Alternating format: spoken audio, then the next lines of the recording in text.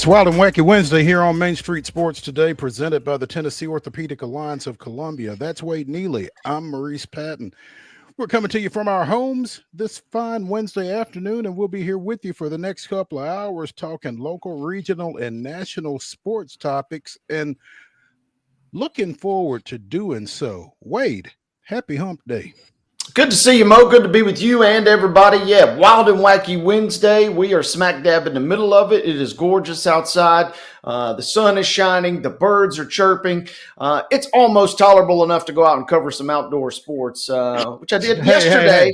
I did yesterday, but just to kind of dip my toe in the water before we, kind of really get things cranked up. Yeah. Let's kind of crank that enthusiasm back just a tad, because as you pointed out yesterday, this is one of 8 false springs that we'll be getting. So, enjoy it, but don't get used to it. It's not bad. When we're broadcasting games, you're sitting in the same spot for 3 hours. That's not very fun. But yesterday, at the Bridgeforth Richland Middle School Baseball Classic, got to move around a little bit. When you're shooting photography and kind of moving, it's actually quite pleasant. So, that's okay. But sitting there and broadcasting a soccer match for 2 hours, even when it's 60 degrees, not the greatest. That's where the false really kind of kicks in there. Yeah, no doubt.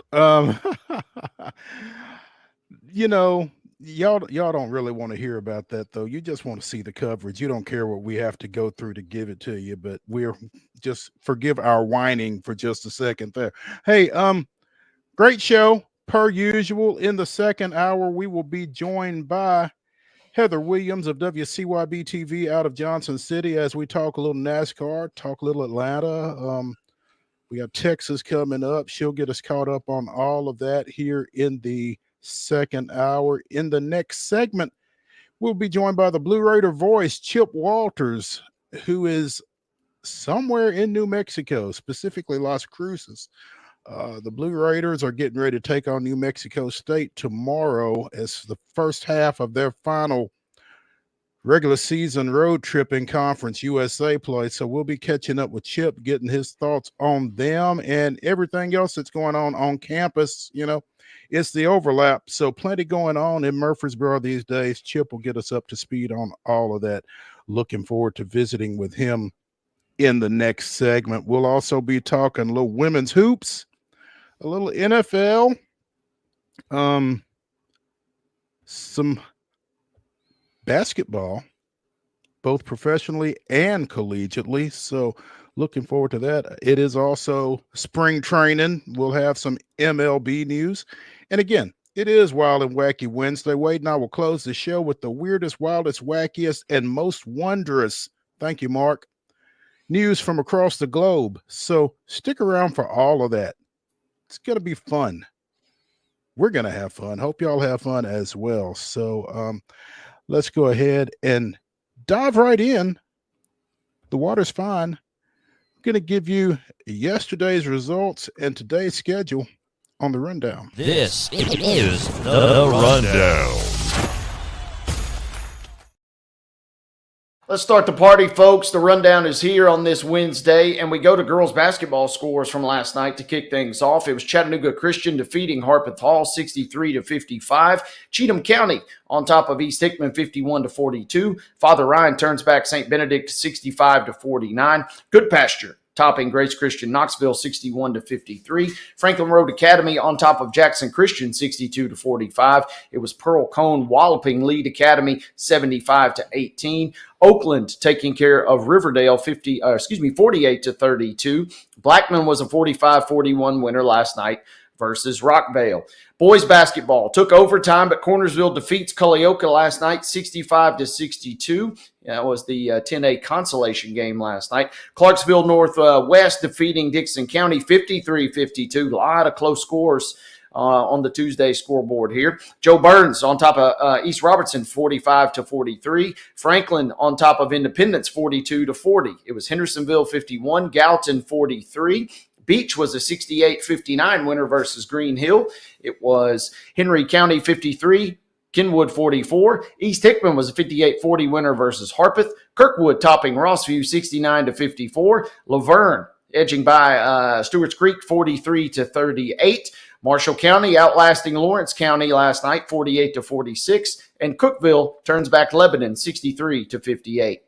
Also in boys basketball action, it was Liberty Creek with a 60-21 win over Trousdale County. McEwen defeated Houston County 50-47. Centennial with a 53-48 win over Nolensville.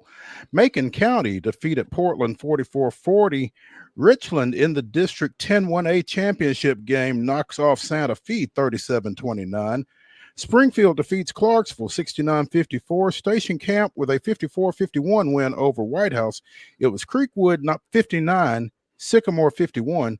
Tullahoma with a 63-34 win over Giles County.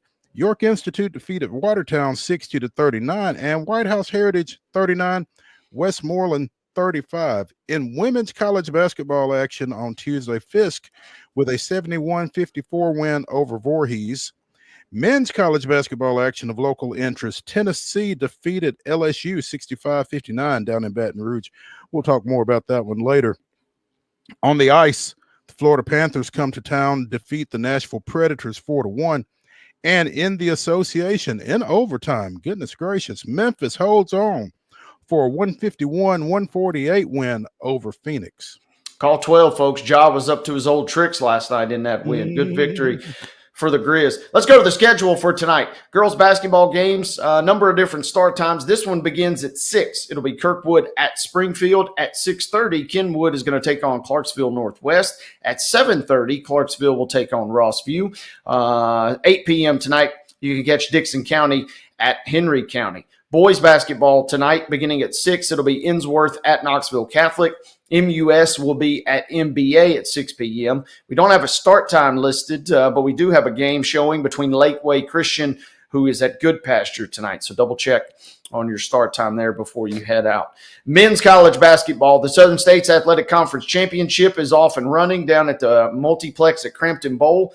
That's in Montgomery, Alabama. UT Southern is just tipping off in a matter of moments versus Bruton Parker.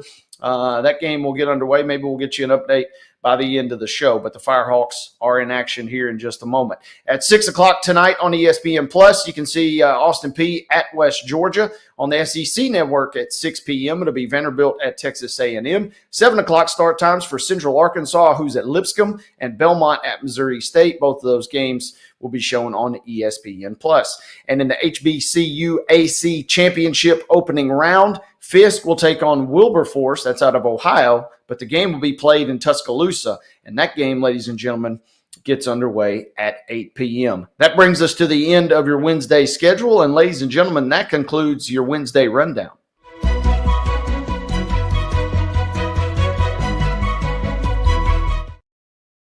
Your top story brought to you, as always, by the fine folks at Piggly Wiggly in Neely's Mill in Columbia. Be sure and check out their delicious daily deli lunch options available from 11 a.m. until 6 p.m. Also, their hand-cut meats and everything is cost plus 10% at the cash register. Piggly Wiggly, Neely's Mill, Columbia, bringing you our top story.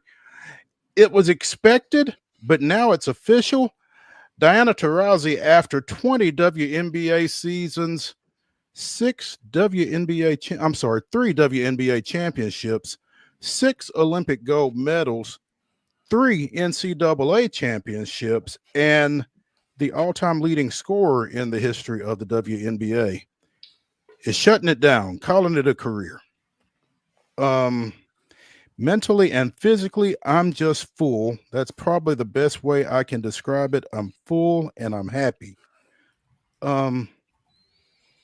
20 years with the Mercury, and she is stepping away. And, you know, she played at UConn. I'm a Lady Vols fan, but you've got to give this lady her props. Yeah, no doubt. I mean, you're talking about one of the greatest single basketball players to ever do it at all levels, right? Representing the United States, representing her long tenured track record there with the Phoenix Mercury, and then obviously even collegiately at UConn. Got it done at every single level, has really achieved all that there is to achieve in the sport of women's basketball. And hopefully this was the decision that she feels completely at ease and comfortable with, because she deserves to step away at any given moment considering the track record she's got and what she has meant to this sport. Yeah, I mean, she certainly deserved to go out on her own, of her own accord, and I'm sure that was the case. I'm sure Phoenix would have loved to have had her back again, but at the same time, kind of feels like the changing of the guard out there, kind of the end of an era, with Brittany Griner having already signed with the Atlanta Dream as a free agent earlier in this offseason. But yeah, they are definitely kind of cutting the ties and moving in a different direction. But like you said, she deserved to go out on her own terms, and I'm sure she did. 6 EuroLeague championships in addition to her 3 WNBA championships, 2-time WNBA Finals MVP, one of 4 players to do that. And I mean, all of the accolades. I mean, there's not a whole lot that can be done in the game of women's basketball that Diana Taurasi did not do.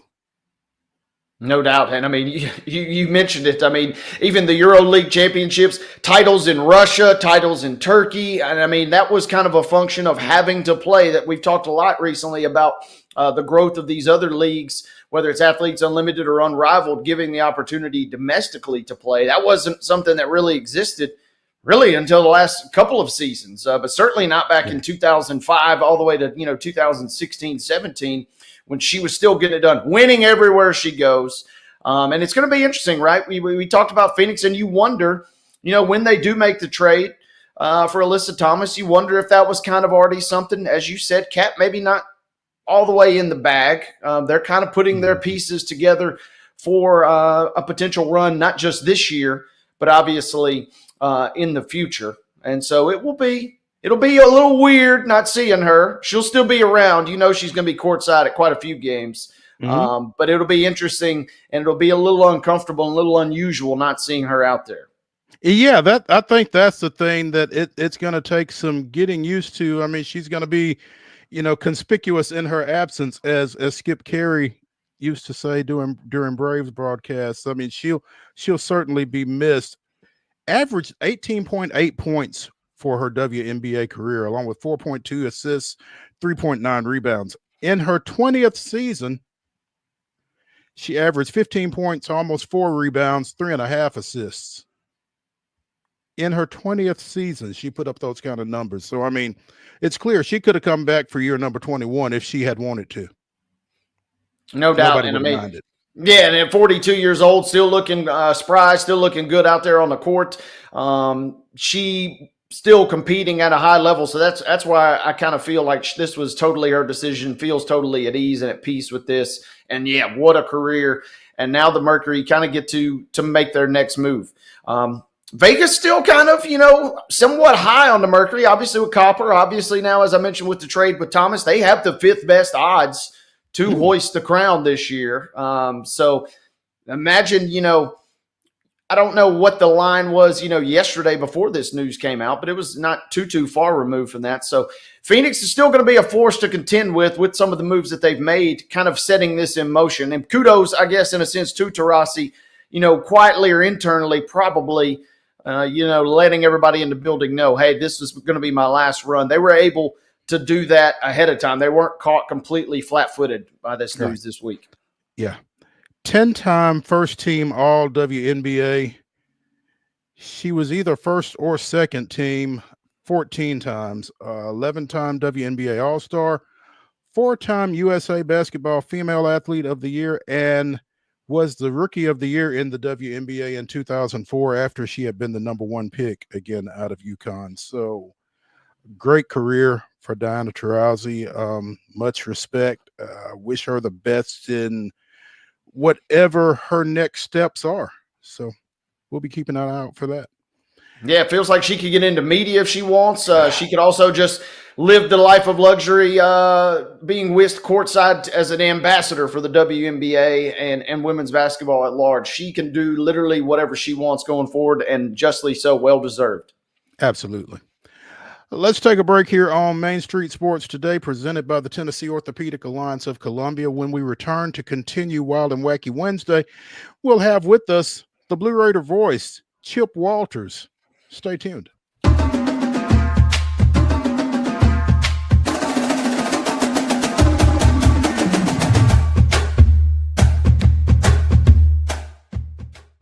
Whether you're an athlete or a weekend warrior, when it comes to your performance, don't settle for anything less than excellence.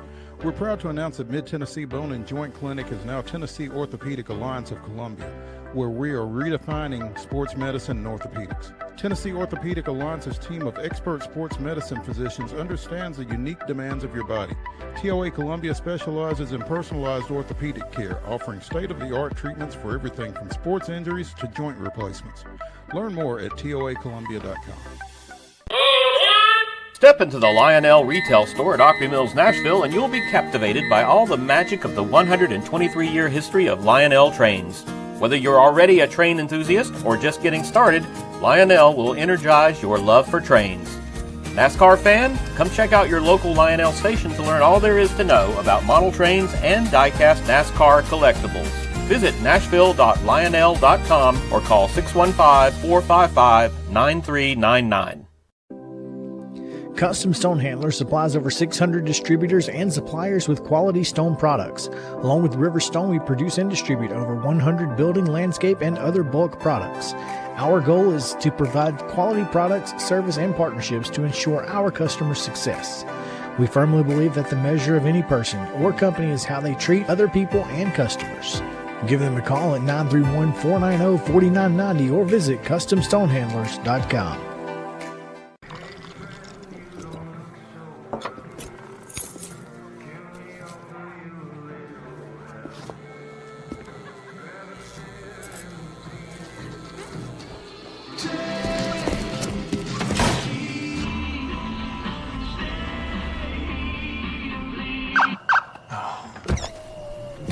You're seeing the signs too, right? What signs? So Busy Bee is a very close-knit family. We fight just like every family does. We have arguments, but we always come out with a solution to the problems. We don't just fight about what we want, we fight about what customers need. We want to make sure that every customer we go to is more than satisfied. And that doesn't just start whenever we show up at their door, that starts when we show up every day at work. We want to make sure that we are serving our customers to the best of our ability.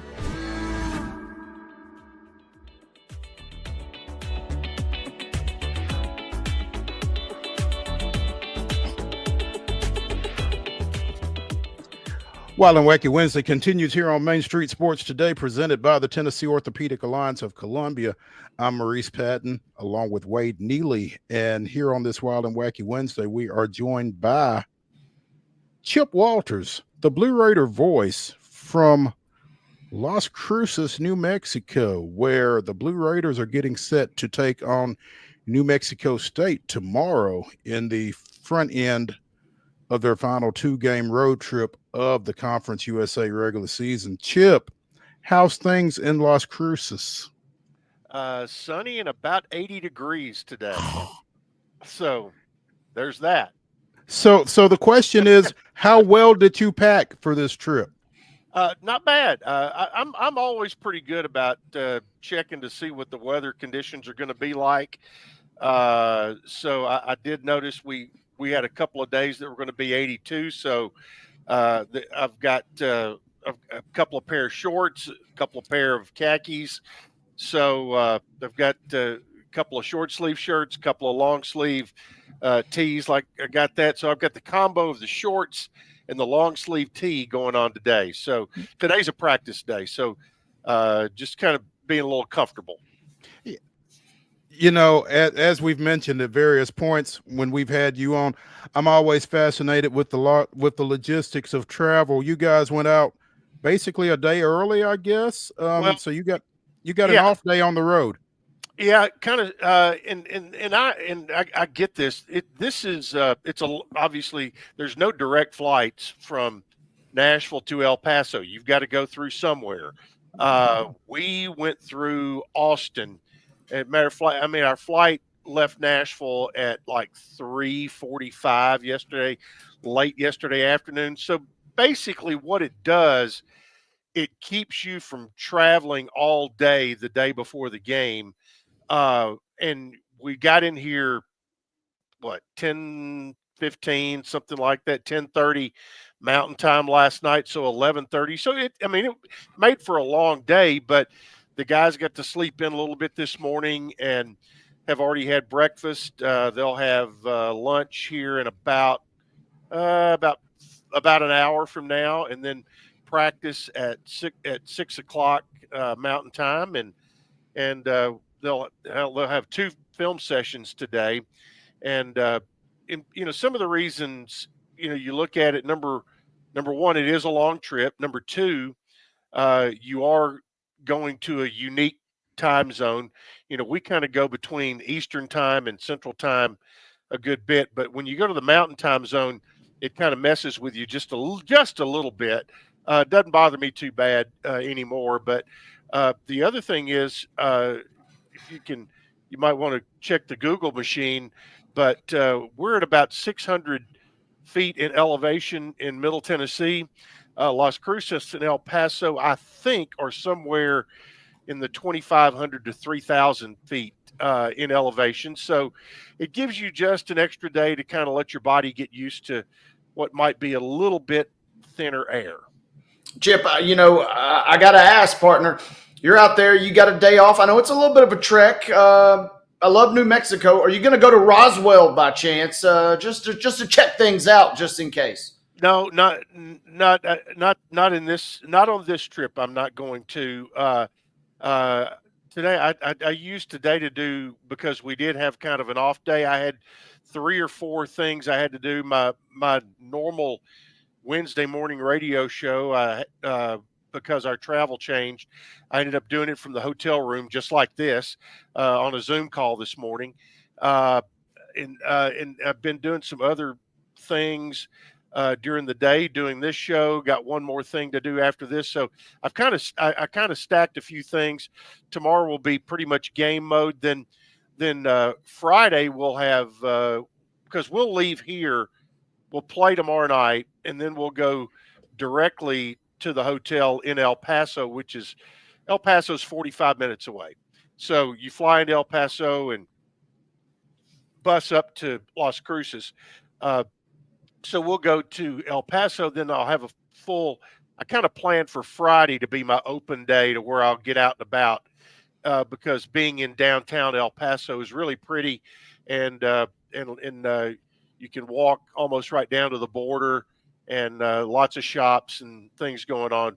Really cool atmosphere. So a buddy of mine, he and I probably go out and have dinner Friday night, little pre-birthday activity. So got that going. Chip, could you have conceivably stayed in El Paso for the entirety of this trip, since A, you fly in there, and B, it's only 45 minutes away? Could have, and football does that, because there's no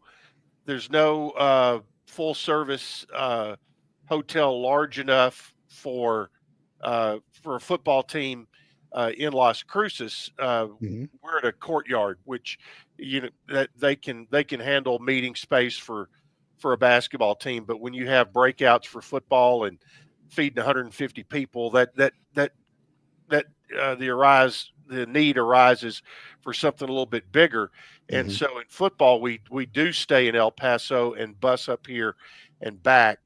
It's a little more convenient, since we did come out that day early from our hotel here to the arena at New Mexico State is about 5 minutes from the hotel, as opposed to 45 or 50 minutes if we just bust it up from El Paso. Tell us about the challenge tomorrow night. Well, New Mexico State is Jason Hooten is the head coach in his second year. And, we played them earlier, and it was the one game in the conference season where Middle was without Isam Mustafa. And New Mexico State got the win. Isam came back for the Saturday game against UTEP, and Middle was able to get the win there. So, the Blue Raiders will be at full strength going into this game. New Mexico State has not been terrific offensively. They've been a very good defensive team, and they're one of the unique teams in the league. They've been better away from home than they have been at home. So they've lost a couple of games at home. And again, it just goes back to when we look at this league and how wide open it has been on the men's side. Right now, Middle is a game up on New Mexico State. So that makes this game tomorrow night even more important because a loss to New Mexico State puts you in a tie, but also gives them the tiebreaker. And so you want to be able to give yourself a little space and also force the tiebreaker away from head to head if you can get the split. And with the way that this thing is heading down with 4 games to go, there are going to be probably some tiebreakers involved.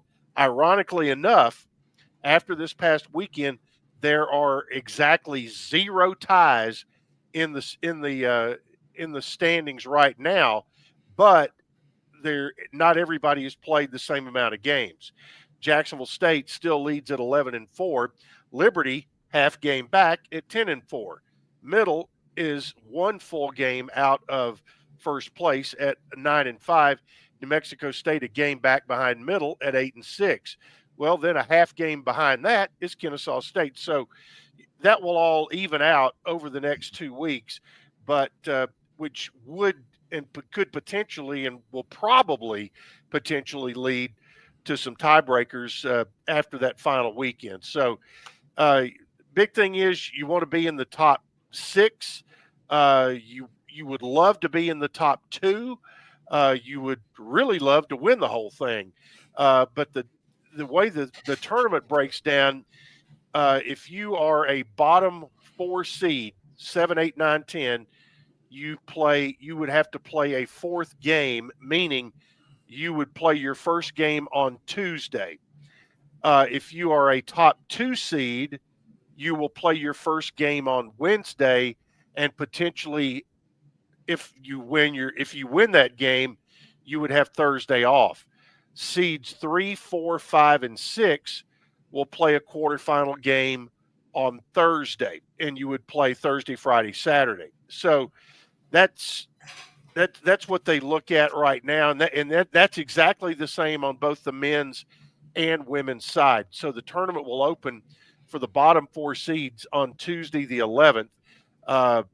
Right now, the Lady Raiders are getting pretty close to locking themselves in, if they haven't already, to a Wednesday game.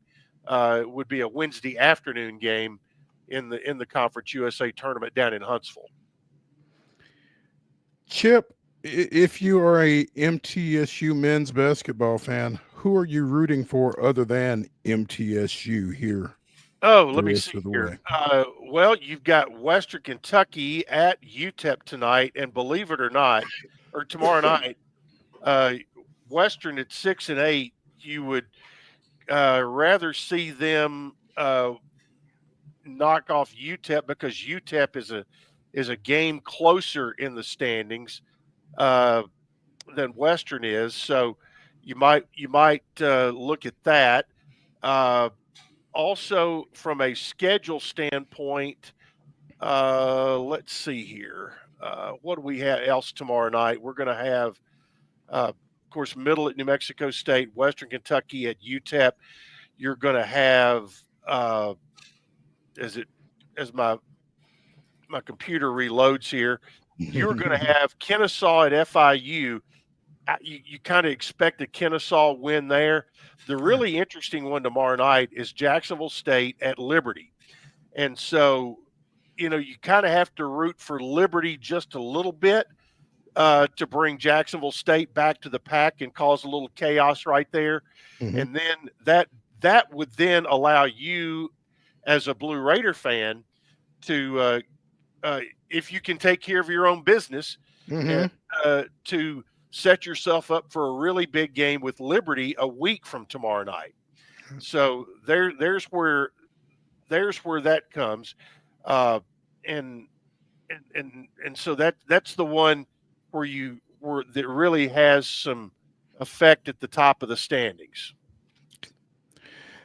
On the women's side, Chip, you mentioned Middle has pretty much put itself in position to nail down that number one spot. And again, they've got they have New Mexico State coming to the Glass House tomorrow night, and then they finish up at home on Saturday against UTEP.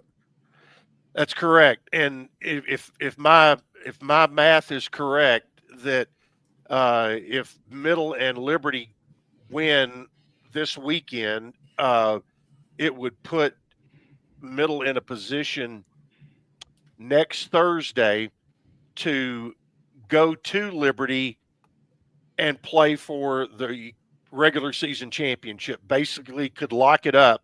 If they could win both at home this weekend, they could go to Liberty next Thursday with the outright championship on the line. So, you know, and you've got to know that that's on Rick Ensel's mind right now, because Middle at 13-1, Liberty at 12-2. You've got this weekend, you've got New Mexico State at home, who's 8-6. UTEP is last in the league right now at 3-11. So you figure that the Lady Raiders can take care of business at home, and and be in a position to put for a big game of their own next Thursday night. Yeah, I mean, setting things kind of in motion this weekend, but it sounds like everything kind of potentially culminating with that showdown. And I guess I'm curious, obviously you feel like MTSU has won that matchup certainly more than not, but how has MTSU fared historically at Liberty, I suppose? Well, kind of break down the games, if you will. Well, it's only been, this is only the second year, and I'm thinking they won up there last year. I just don't really know, to be quite honest. But Liberty is on the road this week. The Liberty women they are at Jacksonville State and at Kennesaw State for their next two games. So, something could happen there. You never know what's going to happen on the road, but they are, Middle had already won the previous matchup with Liberty in Murfreesboro by about 20, I think, earlier this year. So, Middle right now is the prohibitive favorite to win this thing. And as I think we talked a week ago, it looks like a 3-horse race when it comes to the tournament. Middle, Liberty, and Western. They're really the only ones who have beaten up on each other. Everybody else has not been able to take much of a chink out of the armor of those top three. MTSU won by 15 last year up in Lynchburg. So, okay, I answered my own question. You feel a little better. I wasn't sure if it was a nail biter or not. Yeah. So, that's coming up, and here's what I think is going to be interesting. New Mexico State women have a player. Her last name is Kaiser. She may be the league leader in scoring, scores a ton of points. She will garner some consideration for player of the year, but also you're going to have Tamia Scott and Anastasia Boldreva, who are the other two top candidates for that. So, Maurice, you have voted a ton. Both of you have voted on a ton of conference players of the year. How do you see that shaking out? Because there is a little bit of fear that because you have two of the top three that, you might have a little bit of cancellation of that out along the way. So you hope not. And I've not heard, Coach Insel talk at all about, does he have a favorite in that or not? And, but it's going to be the coaches and the designated media person who puts the votes in on that.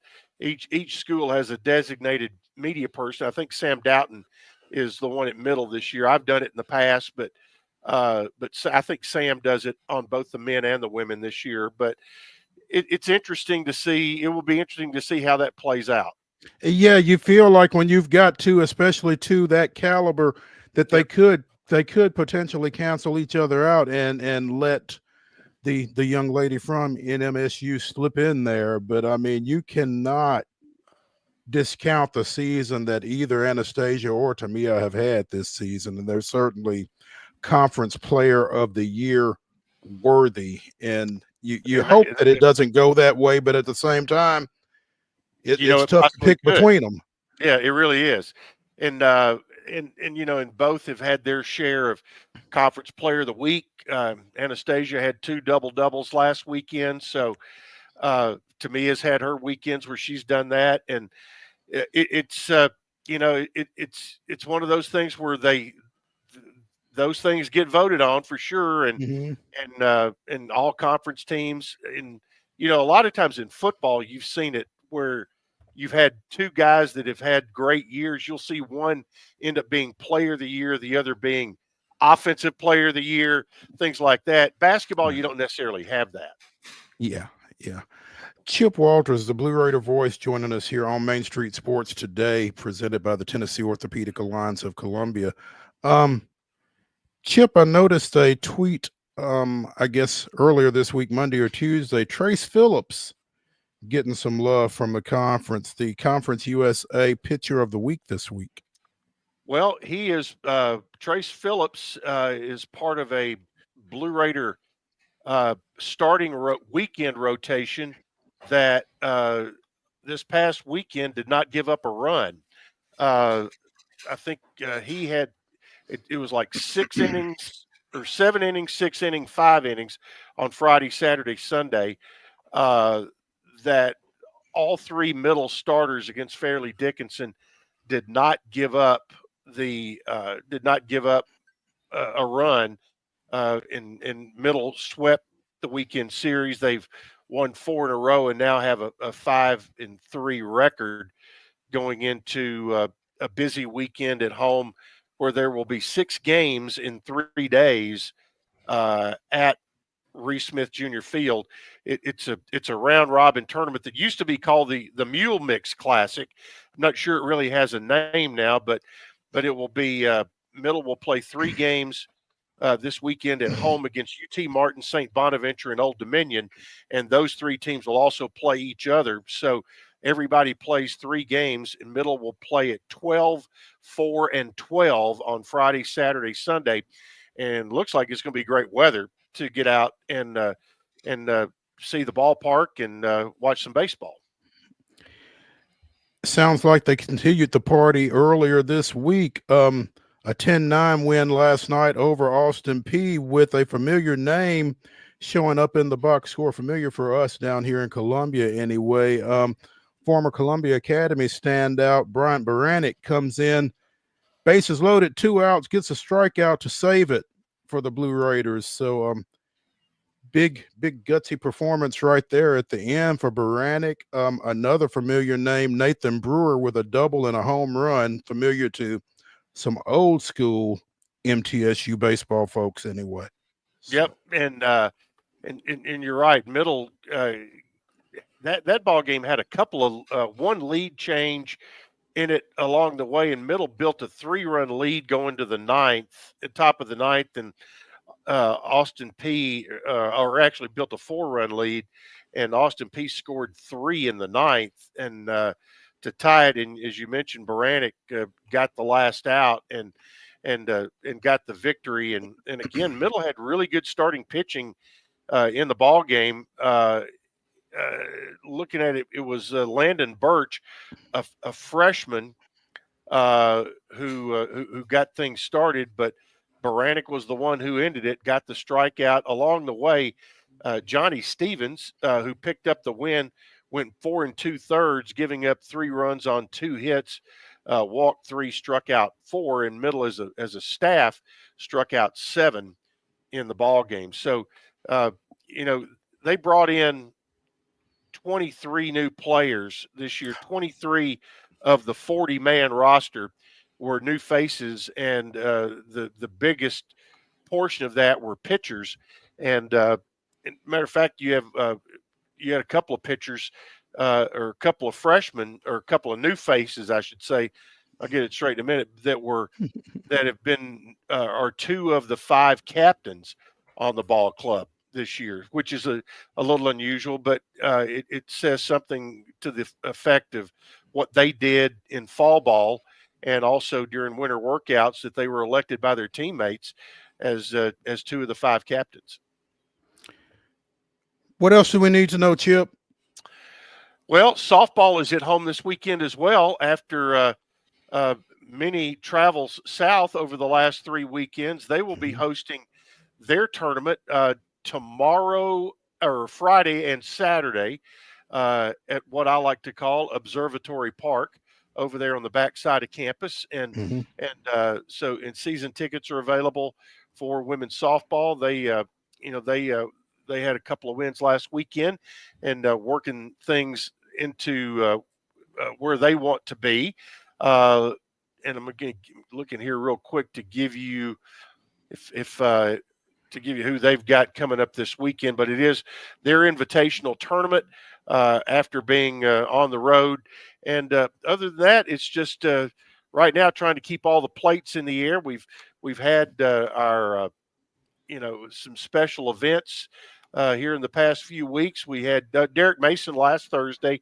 We talked about he had his little football update before the Louisiana Tech game. He did a nice job of updating folks there about the roster, and had some of the players who came in at Christmas. He had them there for folks to meet. So there was that, and I'm trying to think what else was on the agenda, but that's kind of where we are right now. Okay. Phillips wasn't the only conference honoree on the MTSU campus this week. Men's tennis player Shu Matsuoka was also named conference athlete of the week, I guess. MTSU defeating Utah and New Mexico this past weekend, and his play was pivotal. Yeah, they in actually that. won all 3 this weekend. And I think Oklahoma State was the Friday matchup, maybe. Okay. But they won all 3, and Matsuoka, and that just happened earlier today, was named the conference athlete of the week. In the Battle of the Borough, he had 2 wins against Utah and New Mexico, and the first match was against Oklahoma State on Friday. But it was a busy weekend, and also women's tennis is they have won 6 matches in a row now, so they're on a roll. As their final non-conference matches will be coming up here pretty quickly, and we'll be getting into conference play, and it off to one of the best starts that they've had here in the last few years. All right, Chip. Enjoy the weather out there. Have fun. I will do it. Bring back a couple of wins, and we will hopefully see you next Tuesday at your regularly appointed time with us. I appreciate it. Thank you for being flexible this week. Oh, thank you for joining us, man. We always enjoy it, and we'll catch up. All right. Thanks, guys. Thank you, Chip. All right. When we continue here on Main Street Sports Today, presented by the Tennessee Orthopedic Alliance of Columbia, we will talk a little football after this break. Stay tuned.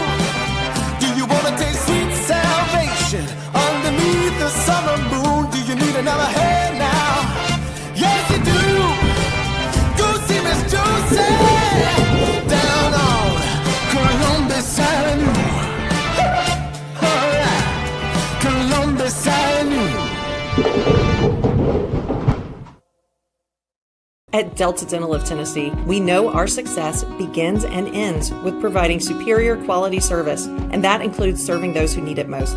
This year, we're celebrating 25 years of giving back to the community we call home. Delta Dental, along with our Smile 180 Foundation, supports Tennessee's dental colleges and oral health education, children's hospitals, free and reduced cost dental clinics, and other like-minded charities. Here's to the next 25 plus years of ensuring healthy smiles.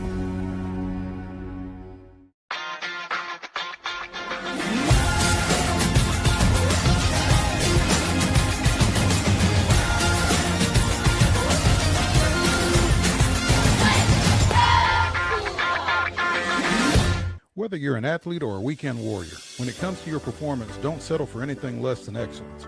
We're proud to announce that Mid-Tennessee Bone and Joint Clinic is now Tennessee Orthopedic Alliance of Columbia, where we are redefining sports medicine and orthopedics. Tennessee Orthopedic Alliance's team of expert sports medicine physicians understands the unique demands of your body.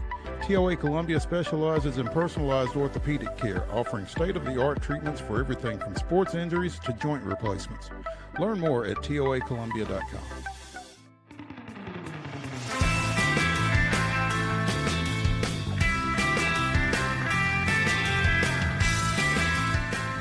Wild and Wacky Wednesday continues here on Main Street Sports Today, presented by the Tennessee Orthopedic Alliance of Columbia. In our final segment, Wade and I will be bringing you the weirdest, wildest, and wackiest news from across the globe, so be sure and stick around for that. Right now, we're going to talk a little football, and if defensive line wasn't on the Tennessee Titans wish list heading into the draft, it is now, because apparently, according to Adam Schefter and numerous others, Harold Landry has been granted permission to seek a trade.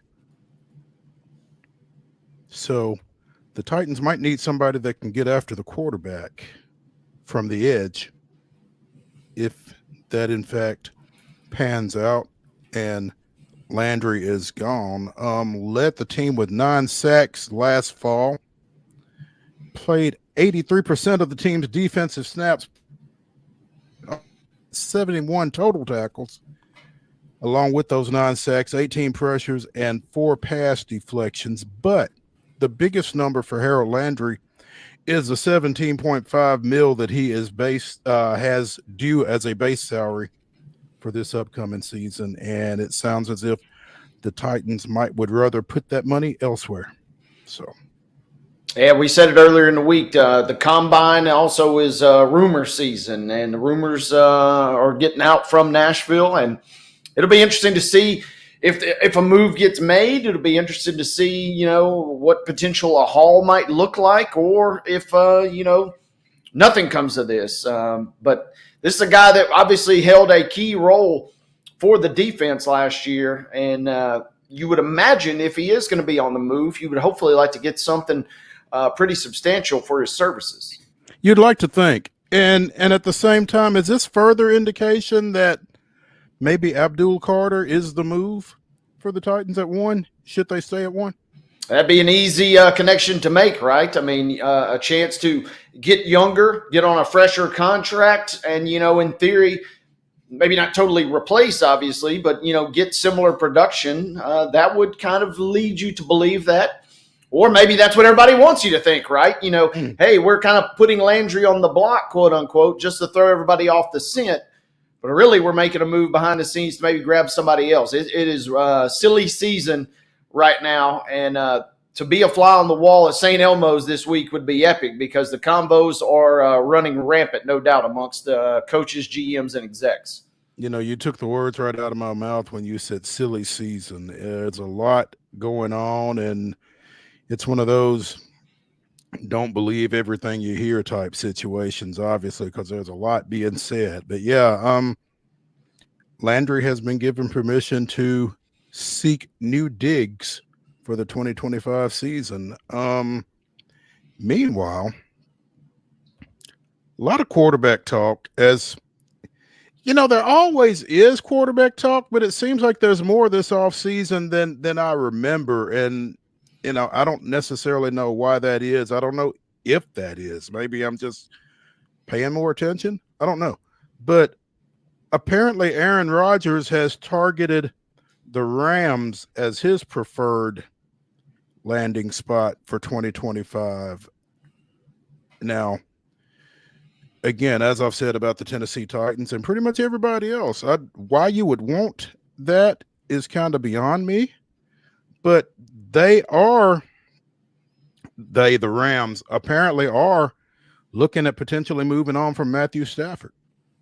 So if that were to be the case, then they got to have somebody, and maybe Rodgers with the receiving core that they have, and should they be able to add Devontae Adams, maybe that's the move for them.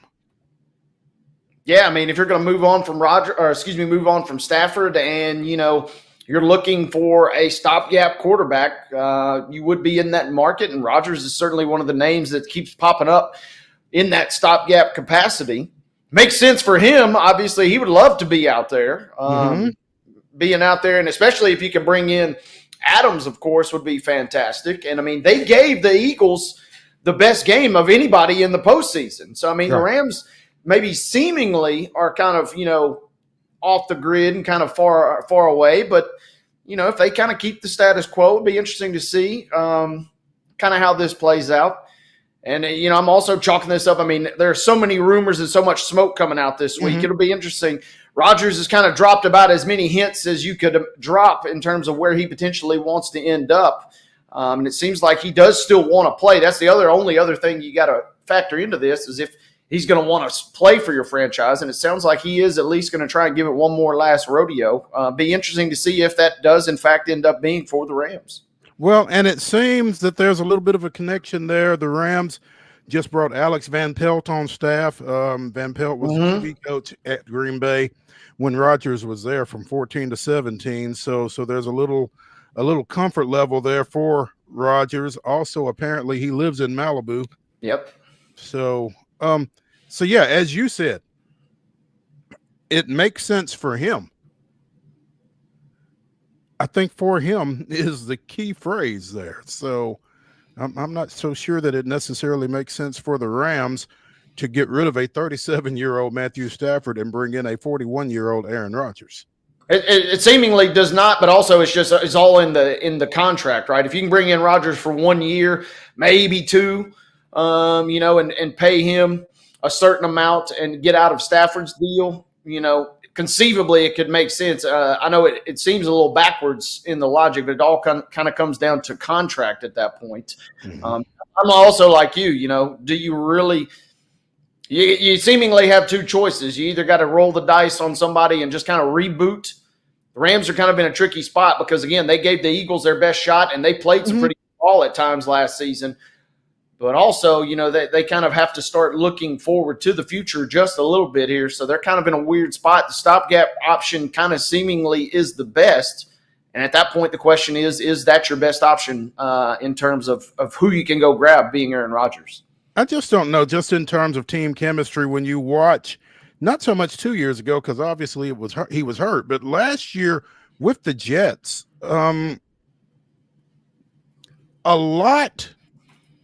it feels like there was a lot of non-football with Aaron Rodgers in New York, to me. And I just don't know, again, from a team chemistry standpoint, why or if you want that. Yeah, I mean, that certainly could factor into it. And, I mean, that will be the interesting question. The Jets bent over backwards to do everything in their power to get him and basically made him the shadow GM because they didn't really have much else going on. The Rams are in pretty good shape.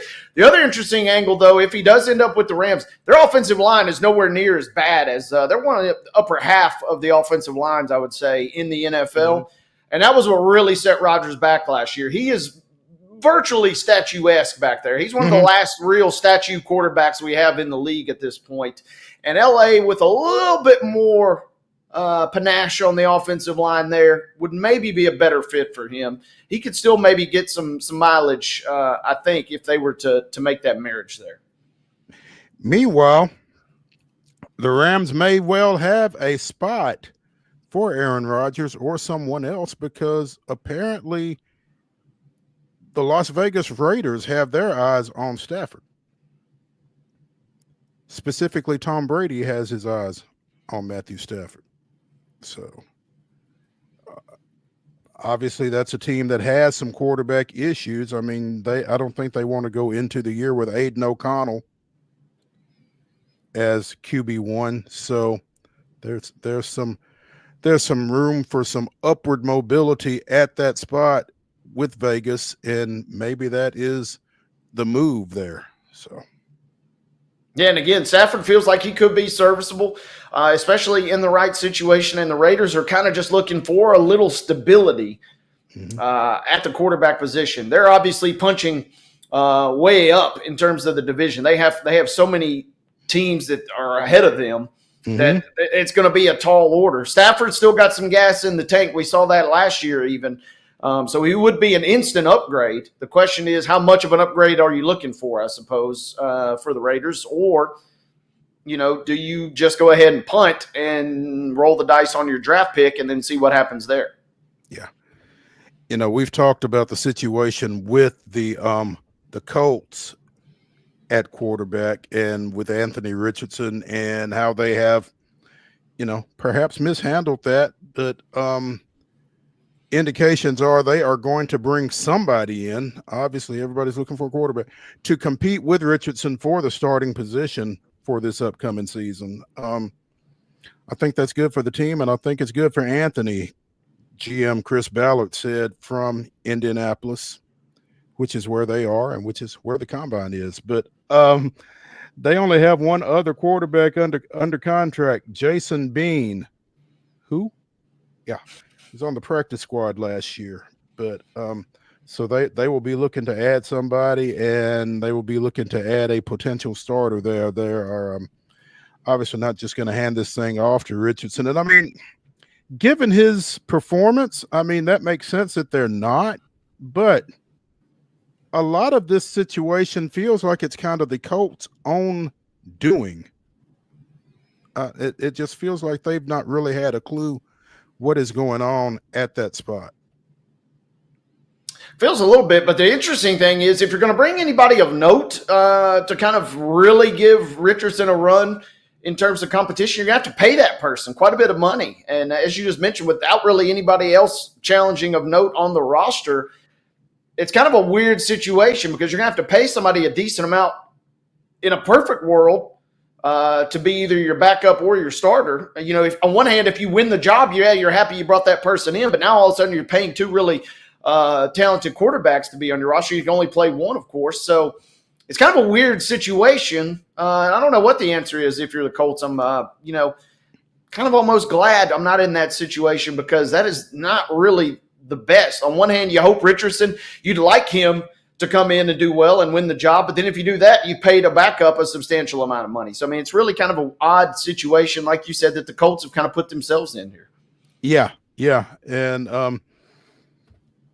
as we sit here, the Tennessee Titans are division mates with the Indianapolis Colts. So it's definitely a never stop an enemy in the middle of making a mistake kind of deal. I mean, y'all keep trying to figure out that situation while we try to figure out ours. So it's wild and wacky in Indianapolis and right here on Main Street Sports today as we wrap up hour number one. When we come back, we will jump into the grab bag, talk a little college basketball, a little NBA, and a little Major League Baseball spring training here as Main Street Sports Today, presented by the Tennessee Orthopedic Alliance of Columbia, continues. Stick around.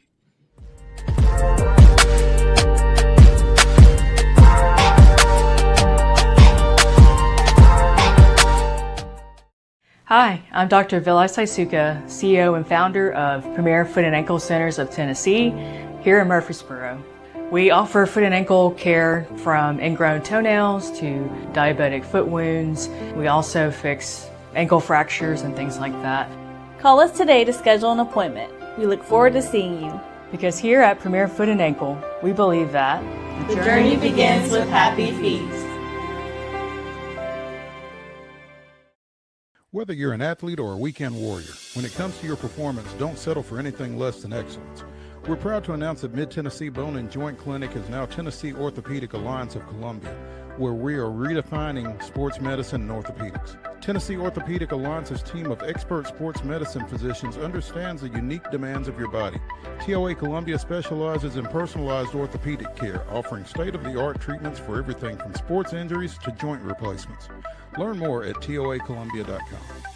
Jones & Lang Sporting Goods here in Columbia has been outfitting teams, officials, and anybody else from T-ball to college for 50 plus years. Be sure and check them out at 931-388-8060 or online at jonesandlang.com. Jones & Lang Sporting Goods, the look of a winner. Zion Christian Academy, zioneagles.org or 931-388-5731. You can schedule your appointment. Go tour their campus. It is beautiful over there, and you're definitely going to want to see it. Again, it's zioneagles.org. Give them a call, 931-388-5731, and schedule your tour today. Custom Stone Handler supplies over 600 distributors and suppliers with quality stone products. Along with River Stone, we produce and distribute over 100 building, landscape, and other bulk products. Our goal is to provide quality products, service, and partnerships to ensure our customers' success.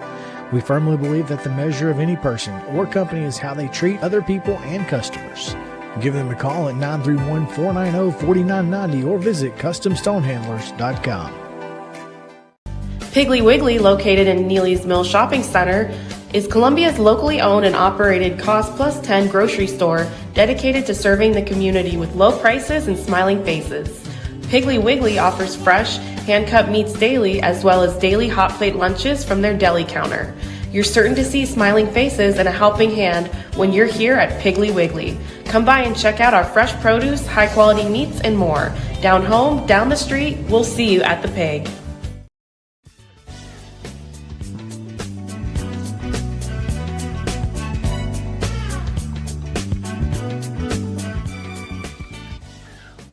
Hour number 2 of Wild and Wacky Wednesday here on Main Street Sports today, presented by the Tennessee Orthopedic Alliance of Columbia, gets going right now. I'm Maurice Patton. That's Wade Neely. Georgia was up 20 plus on Florida last night. Florida comes all the way back, takes the lead, and then the host Bulldogs pull out an 88-83 victory last night. Again, that was number 3 Florida falling in Athens. Mike White beating his former team down there, and a big win for Georgia, as we've talked both with Jerry Palm and with Joe Sullivan. Georgia pretty bubblicious right now in terms of NCAA's. 17-11 overall with that win, 5-10 in SEC play. You know, that 5-10 doesn't bode great for them, but that's a huge win. Yeah, great win for Georgia, and not ready to remove them all the way, but that's a loss that makes me go, about Florida. Still almost kind of clinging to the fact that it feels like it's going to be Auburn and Duke this year, with the only teams that, feel seemingly confident with a real shot to win it all. And Florida kind of just stubbing its toe a little bit. Just when we thought we could trust you, Gators. Not only props on rallying from 26 down, but you fall on the road. And Georgia, man, that is a massive win for them. Talk about a feather in the cap. Regardless of whatever else happens the rest of the way, if we come down to Selection Sunday, you can already visualize Mike White sitting there, good or bad, either justifying his inclusion in the bracket or lobbying why he should have been included. And that'll be the bullet point number 1 on his resume there. Without question, because, if Florida does seemingly, hang on for a top 2 or a top 3 seed despite this, then Mike White's going to be sitting there going, hold up. Did y'all not see what we did to them?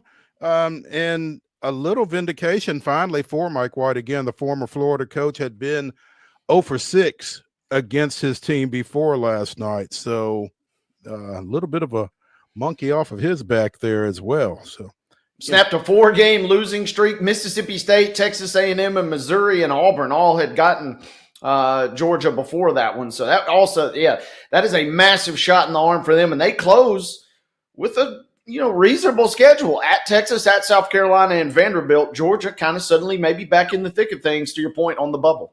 Yeah, they're feeling pretty good about that stretch to close. Again, 5-10 in league play. And they got to feel like coming off this win that all three of those are winnable. And if you can get to 8-10, as we've kind of mentioned with Vanderbilt, and if they win all three of those, then that gets them to 20 wins going into the SEC tournament as well. So both those numbers might be good enough, depending on what else happens, because none of this happens in a bubble. So, but yeah, big win, and just another night in the SEC where you just never know. In fact, Tennessee getting a 65-59 win down at Baton Rouge last night. I'm not quite sure how to take that. Yeah. And just would you have expected them to handle LSU a little bit more easily than they did, or was this a case of, A, being a little bit of a trap game, B, being on the road? Yeah, I think you said it best. I mean, both. It's a trap game, and then you're staring Alabama straight in the face this weekend. I mean, everything about this had trap game written all over it. Vegas had Tennessee at around a 10.5-point favorite by the time they tipped off last night. And everything kind of just felt like, man, Tennessee didn't necessarily think that they would lose, but everything just kind of indicated, yeah, that this would be an easy game to not get up for. LSU kind of stinky.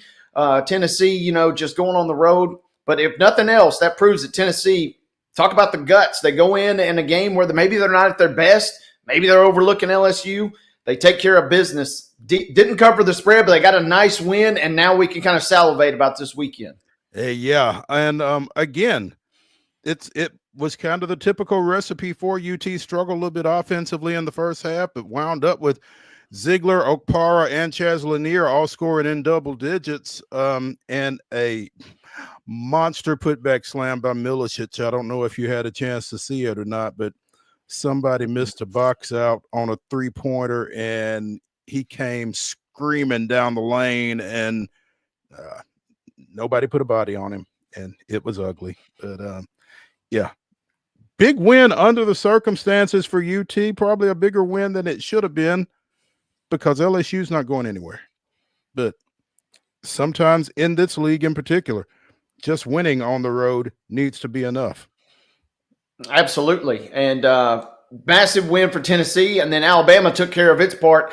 That was an impressive victory for the Tide last night as they cruised 111-73 versus Mississippi State. Not a lot of teams are capable of doing what Alabama did to Mississippi State. We saw some of the very best of Alabama last night. So everything kind of held serve on this crash course toward this weekend. Good win for the Vols and a very impressive win. Not a lot of teams, again, handle Mississippi State the way that Alabama did last night. Yeah, which again, to your point, sets up a big one at Thompson Bowling Arena Saturday afternoon. It will be televised on ESPN. It's a 3:00 start, and should be a lot of fun. Fun was had out on the West Coast last night. Luka, 19 points, 15 rebounds, 12 assists, and one huge stare down of Dallas general manager Nico Harrison as the Lakers came out with a 107-99 victory in Luka's first matchup against the Mavericks since that ill-fated trade. Yeah, it was a fun game, and by the time I got home and flipped it on, Luka had already practically sewed up a triple-double, almost had a triple-double midway through the second quarter. Was balling, was rolling, and then all of a sudden, we saw why the Lakers still have a lot of holes. Dallas gets right back in the game. They never got over the hump, but that was a one-possession game for virtually the final 5 minutes of the third quarter and all the way through the fourth before they finally pull away. We saw some good stuff from Luka. We saw some good stuff from LeBron, and it was an entertaining game. We saw Klay Thompson going nuclear for a stretch there, 3 straight threes. It was an entertaining game with Dallas's 3 best bigs all being out.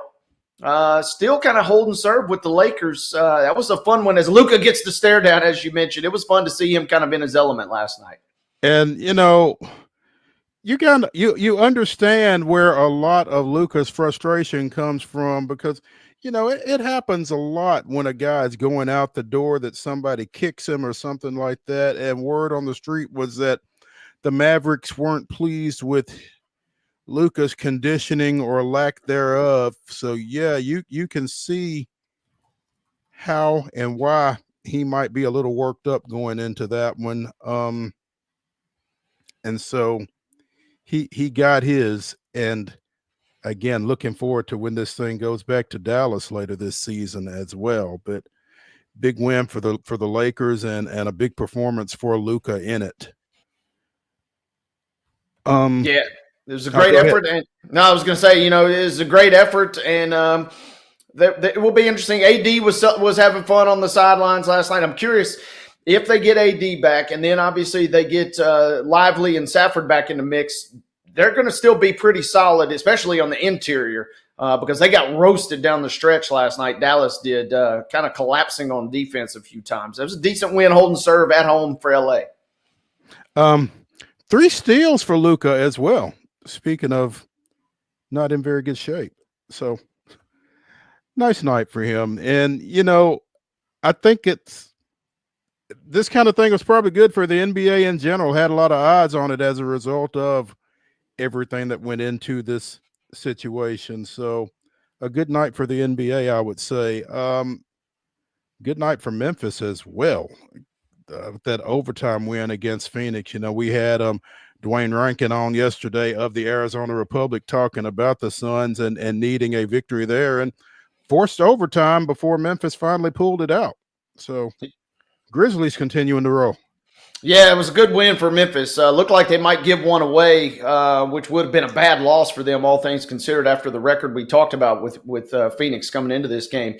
But vintage Ja last night, we saw him do a little bit of everything. He hits a buzzer beater to force overtime. He goes up for a dunk. His head literally above the rim. Get this man in the dunk contest immediately. He's above the rim last night. Great victory for Memphis, holding serve. Wildly entertaining game as they defeat Phoenix in overtime. KD with a miss at the end to potentially force 2 OT. Did you see the tweet exchange, I guess, on the night of the slam dunk contest? I think it was Ja that said, I might have to get in it next year. And I think it was Giannis that said, if you do, I will. And hopefully somebody takes them both up on it, just to give that thing a little extra juice. But yeah, he nearly hit his face on the rim. That was wild. He can get up there. He was, and it was up and down from Ja. He finishes with 29. He hit the floater to force overtime.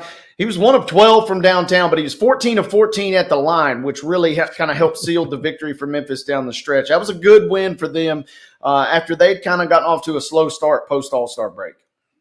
1 of 12, and you won. That's not great, but I guess it is what it is. Again, Memphis 151, Phoenix 148 in overtime down at the FedEx Forum. Hey, he was 1 of 12, but Jalen Wells, who's making a real charge for Rookie of the Year now, he was 5 of 7, and then Triple J was 3 of 3 from downtown. So Ja had some help, even though he was pretty stinky beyond the arc. Well, thank goodness. Yeah, 7 of 25 from the floor. He was pretty stinky, period. He was stinky until the clutch came. Memphis ends the night, though, 20 of 48. They were blistering from downtown as Santi, who won't win Sixth Man of the Year, but, man, he's making a real compelling case. He was 5 of 7 in a 17-point night from distance. 17.6 boards. You'll take that off the bench. Yeah, he ain't going to win it, but, man, he's playing well this year.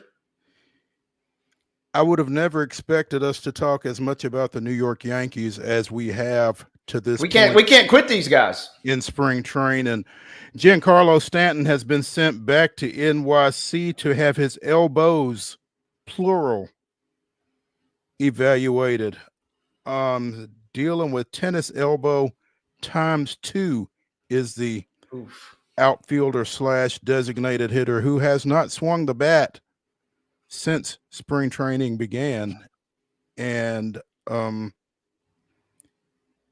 it sounds as if he could miss an early part of the season as a result of this. So as things go, but hey, he can grow a beard. Yeah, he's got that going for him, I guess, right? I guess.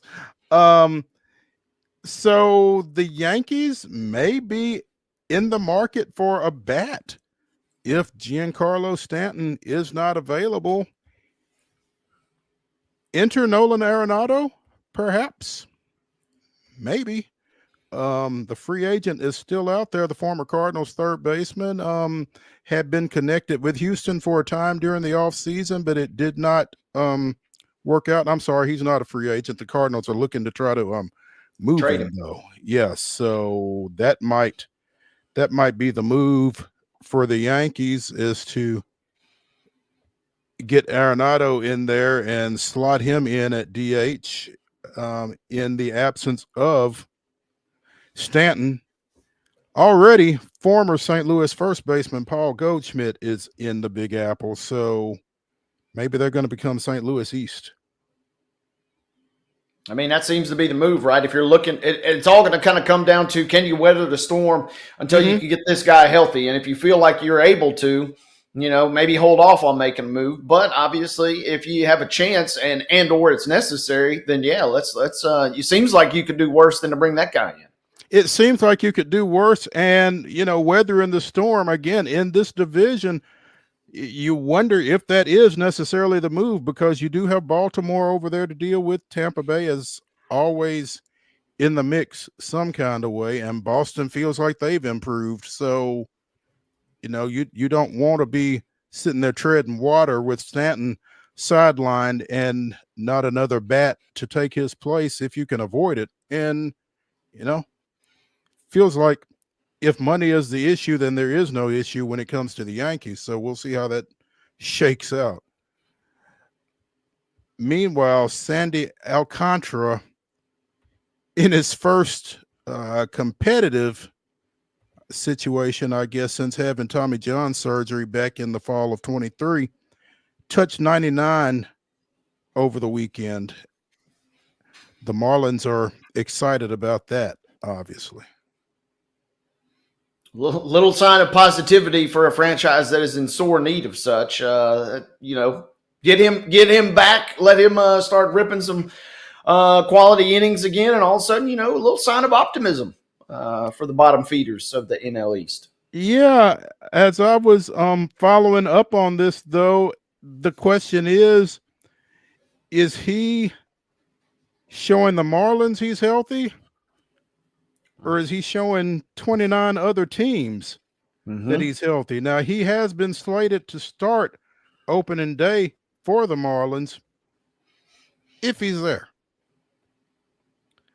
Because suddenly trade talk relative to Alcantara has started to heat up. Yeah, we just talked about the Mets needing an arm, and there's a quote in this article you linked here. The Mets manager says, pretty good. That's kind of what you want to see. Yeah, I bet it is, partner.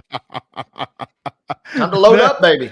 That is pretty ironic there. I mean, it was against the Mets, but Carlos Mendoza, that's what you want to see. We'd love to see it coming out of our dugout even more. So, let's keep an eye on that as well. The Braves would love to see him get out of Miami and out of the East, but and the Mets are in the East, so that doesn't help a whole lot. But anyway, let's take a break here on Wild and Wacky Wednesday. In our final segment, Wade and I will bring you the weirdest, wildest, and wackiest news from across the globe. In our next segment, though, it's time to talk some NASCAR with Heather Williams of WCYB-TV out of Johnson City. We will do that after this break.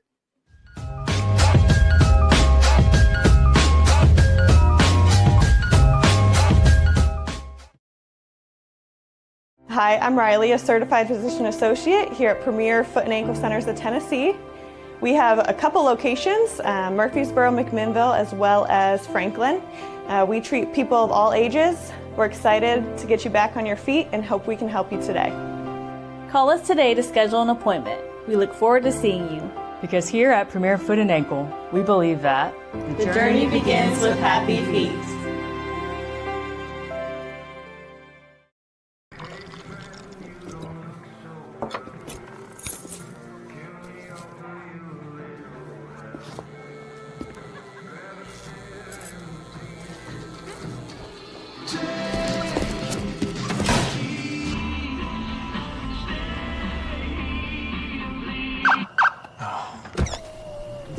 You're seeing the signs too, right? What signs? Whether you're an athlete or a weekend warrior, when it comes to your performance, don't settle for anything less than excellence. We're proud to announce that Mid-Tennessee Bone and Joint Clinic is now Tennessee Orthopedic Alliance of Columbia, where we are redefining sports medicine and orthopedics. Tennessee Orthopedic Alliance's team of expert sports medicine physicians understands the unique demands of your body. TOA Columbia specializes in personalized orthopedic care, offering state-of-the-art treatments for everything from sports injuries to joint replacements. Learn more at toacolumbia.com.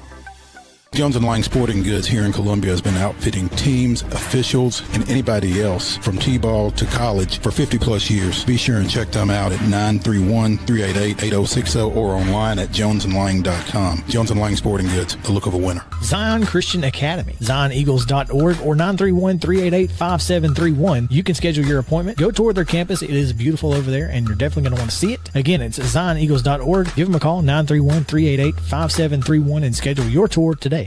Piggly Wiggly, located in Neely's Mill Shopping Center, is Columbia's locally owned and operated Cost Plus 10 grocery store dedicated to serving the community with low prices and smiling faces. Piggly Wiggly offers fresh, hand-cut meats daily, as well as daily hot plate lunches from their deli counter. You're certain to see smiling faces and a helping hand when you're here at Piggly Wiggly. Come by and check out our fresh produce, high-quality meats, and more. Down home, down the street, we'll see you at the Pig.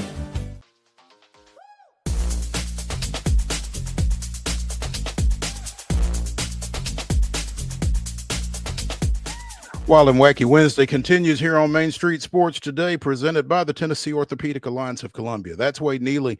I'm Maurice Patton, and we are joined now by our NASCAR analyst, Heather Williams of WCYB-TV out of Johnson City. Heather, good afternoon. Hey, gentlemen, how we doing today? What's happening? We are loving this weather. I was going to say, enjoying the weather. It's not sticking around long, my understanding. Yeah, but we're going to try to enjoy it while it's here. Heather, what did you think of Atlanta this weekend?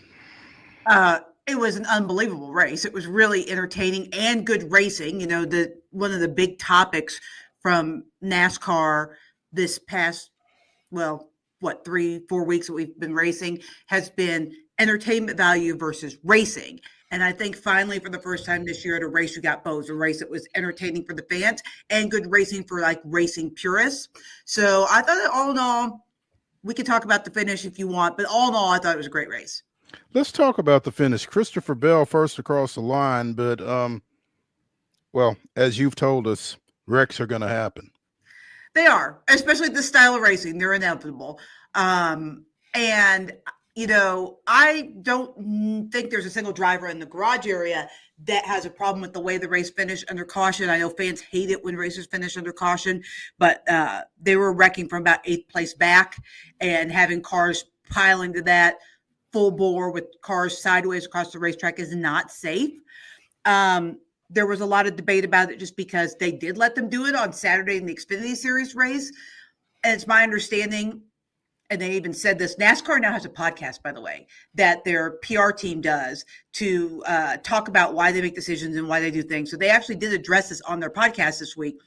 And they said that after the Xfinity Series race, where they just kept it green and people were piling into the wreck at 180 miles an hour, all bores trying to get to the start finish line, that multiple Cup Series drivers contacted the sanctioning body and said, "Yeah, we can't be doing this." And so that's why they made the change for Sunday. So I know fans were upset, but I do think that if you take a step back in the best interest of safety, that was the best way to do it.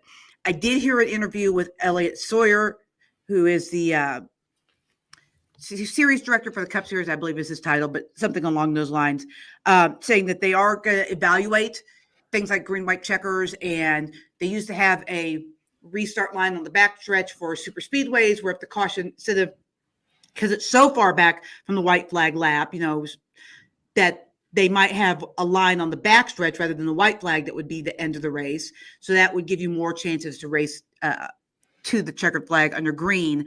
But I think given where the wreck happened on Sunday, that was really the only thing you could do. They had to throw the caution flag there. Is Carson Hocevar being fitted for the black hat now? Maybe, but I think he's fine with that. I went to the NASCAR availability yesterday with Carson in Concord because I was fascinated to see like what his mindset was, where he was, what his head was after that. And, you know, I don't think he sees anything wrong with what he did. He was sorry for two things. He was sorry for pushing the 12 too hard and wrecking them. But he's like, I apologize for the 12, and the 12 was fine because they came back and raced to a top 5 finish, I think. That's Blaney. He's like, and I apologize to Hendrick because I get a ton of support from Hendrick Motorsports, and he did have a little bit of pushing for position with the 5 car of Hendrick Motorsports, which probably was what allowed Christopher Bell to win the race. But in Carson's defense, he was also trying to win the race. Besides that, he makes no apologies for anything he did in the rest of that race. He was fine with it. He doesn't care. He was trying to win a race. Spire Motorsports is trying to win a race. Neither one have done that, and they're both up and coming in the sport. Interestingly enough, Carson's mentor is Ross Chastain, who went through all of this 2 years ago, right? Where everybody thought he was the black hat and too aggressive and all that kind of stuff. So he did have a conversation with Ross after the race. He has not talked to him since, but he says, I'm sure there'll be a follow-up at some point with Ross about how to navigate through this. But, I mean, he was trying to go for the win. He's a second-year driver. He's never won on the Cup Series. Spire Motorsports, the team that he races for, has never won a Cup race. Well, they've won one Cup race on a rain delay with Justin Haley in 2019, so it's been a bit. So they're trying to get it done, and so he makes no apologies about it. Yeah, that's the part that I find fascinating, Heather, is the fact that he's like, hey, I mean, yeah, there's a few things I got to learn and clean up a little bit, but, you know, kind of no apologies. In some ways, that to me, that seems a little refreshing, honestly. I mean, this is racing, right? This is racing. We're trying to get to the line first. And he didn't really wreck anyone. People may not like them. I mean, other than the 12, and like I said, he apologized for the 12. He's adamant he did not mean to turn the 12. You may not like the way he races, but it's effective, right? He finished second. He had a chance to win the race, and that's what it's about. And the funny thing is that there were so many drivers in the garage area. I mentioned Ross, but Kyle Busch was another one. There were so many drivers in the garage area now that are mad about what's going on that when they were Carson even talked about this yesterday, when they were 23, 24 years old, just getting into the sport, they all did the exact same thing. Joey Logano is another one. Joey Logano still does it, if we're being honest and fair. So, you know, it is what it is. He's got to do what's best for Carson and for Spire Motorsports. We're here to win races, not be a boy band, and love each other and play on the playground together. I mean, it's true. I can't really argue with it, right? I mean, it's a true statement. And I do see where drivers could be upset with some of the moves that Carson made, but I think that maybe instead of being upset with the moves that Carson made, maybe question why Carson made those moves and they couldn't or they wouldn't, because it worked. So, I mean, I don't know. I love it. I'm team chaos and team controversy anyway, so I loved it. But I also understand why the older drivers are like, wait a minute, what is this kid doing? That's not what we do here. The older drivers are all forgetting that they weren't always older drivers. Or wiser drivers. But, I mean, like, okay, so if you listen to Denny Hamlin's podcast, he talked about, when he came in, he was racing against Tony Stewart and Mark Martin and Bobby Labonte and those drivers. And those drivers would absolutely let you know if you were doing dumb stuff. So my question is, okay, regardless of what the reception is from the young drivers, because his point is you can tell a young driver they're doing something stupid and they don't care. Maybe in the moment, but it sinks in, because one of the things that was really interesting when we talked to Carson yesterday, he heard everything that was said to him. He said, am I going to learn from it? He's like, honestly, I knew most of it. And then he didn't say this, but it was kind of like, I didn't care. But I bet in the next time he's in that position, it will be in the back of his head and he will think about it before he does it. He might still do it, but he is here. They are hearing these things. They do listen, even if you don't think that they're listening to you in the moment. Right. We all experience this with I mean, I hate to be like, oh, that younger generation, but we experience it, right? So a lot of times they do hear you, even if they don't recognize it in the moment, and they will make a change. Bill Hochevar, Kyle Larson, Ryan Blaney, and Ricky Stenhouse were your top 5 in Atlanta. Hamlin, Bush, Chastain, Wallace, and John Hunter Nemechek rounded out the top 10. Other than Hochevar, was there anybody up there that you didn't expect, or anybody that you did expect that wasn't? Well, I'm surprised there weren't more Fords up there. The Fords were the dominant car all race long, and then we got Blaney. Is Blaney the only Ford in that group? Yeah, I mean they were the dominant. They were the dominant manufacturer all weekends. Started on the first 2 rows were all Fords, all Penske Fords at that. So that was a little bit surprising. I got to give a shout out to John Hunter Nemechek. I know that he finished in the top 10 at Daytona, but then follow it up with the top 10 in Atlanta. That is huge for that group. And we talked about it last week. Real Legacy Motors Club was miserable last year. And John Hunter was the most miserable of the miserable. I mean, he did not have a good year. And so for them to go back-to-back top 10s and for him to start the way that he started the season, that is a huge, huge lift and boost for that organization. So that said, is he taking a little momentum into Texas this weekend? Sure, but now we're doing something completely different, right? The first 2 weeks we did super speedway racing, we're drafting, we're running in big packs, we're running super fast. There's fuel mileage involved. Now we're going to go to a Circuit of the Americas or COTA track that is a little bit of an unknown because they're running a different configuration. They're running what they call the short track. So instead of being a 3-mile plus race, it's a 2-mile plus race. And none of these drivers have driven this particular configuration. Denny Hamlin, I think it was, also mentioned in his podcast that he was having a hard time finding that on the simulator. So the first couple of laps of practice, they only get 15 minutes of practice. Probably going to be very much an exploration, to make sure that they know where the visuals are to turn on this new track and really learning and understanding. And then also it takes a completely different skill set to race on the road courses. You're going to see guys that weren't necessarily players in the first 2 races suddenly become players. I mean, I think everybody goes into this weekend thinking that Shane Van Gisbergen is the guy to beat. That guy dominates road courses. I think he won 3 in the Xfinity Series last year. Street course, pretty similar. First race out in NASCAR, he won the street course race at Chicago. So I think everybody feels like they'll be chasing him. There's a new rookie in the field that's running for Trackhouse, Connor Zilich, whose background is in street course racing, turning right and left. Everybody expects Connor to be fast and Trackhouse equipment on that racetrack, even though it's his first Cup Series race. He's driven ARCA, he's driven some trucks and some Xfinity. So it'll be his first Cup Series race, but everybody expects him to be fast. Daniel Suarez, Ross Chastain are guys that are good road course racers. We haven't heard much from Chase Elliott. So I think that this will be an opportunity for some guys that didn't have the greatest luck or didn't have the greatest races at the 2 super speedways to make up some ground. Heather, I might have asked you this before, but to indulge me if I have. Do some drivers, when you enter a course like this, do they kind of just realize their limitations and just, hey, I'm just going to finish as high as possible, or do they kind of just punt in that regard? I don't know if punt's the right word, but yeah, but the same thing also is true at super speedways. One of the things that Carson Hocevar talked about in his media availability yesterday was that their plan in Daytona was just to run around in the back and not get wrecked and get the best finish they can and get the heck out of there. Mm-hmm. Now, it didn't work out because they ended up being in a wreck anyway, but that was the plan. And a lot of people approach super speedways that way. A lot of people will approach road courses that way.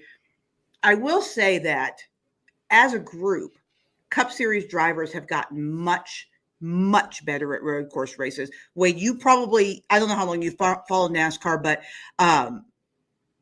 there used to be a thing called road course ringers. And guys would actually, full-time Cup Series drivers, back when you didn't have to attempt every race to be championship eligible, full-time Cup Series drivers would give up their ride and give it to a road course guy, a specialist, a Boris Said, a Ron Fellows, and they would come in and they would run these races.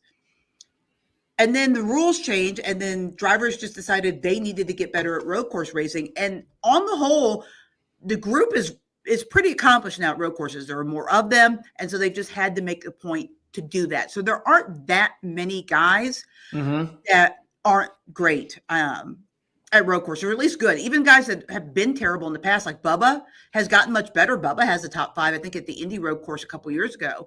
So I don't think that it exists like it used to, but there will be some guys that are just like, I want to get my top 20 and get out of here and not do too much damage. Just get out of Dodge. I also like it too. You mentioned obviously the shift from super speedway to road course, but also the track configuration kind of fits perfectly because the city motto for Austin is keep Austin weird. So it's kind of nice. They're kind of on brand that this is going to be kind of a weird race this weekend, it seems like.